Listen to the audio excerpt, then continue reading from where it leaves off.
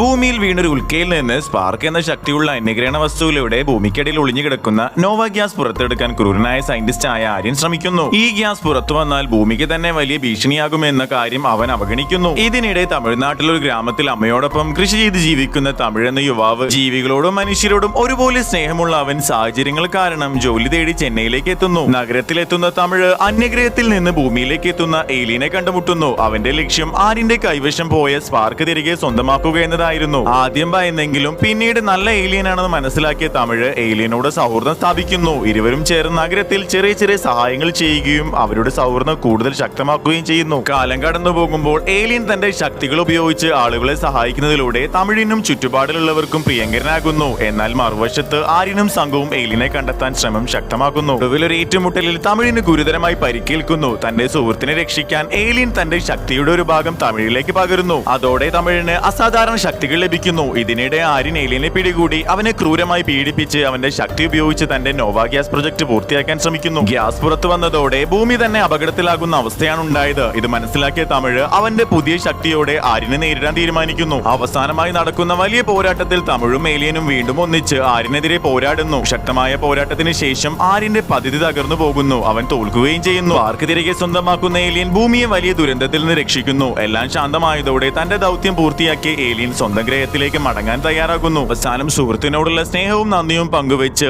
Alien യാത്ര പറയുന്നു.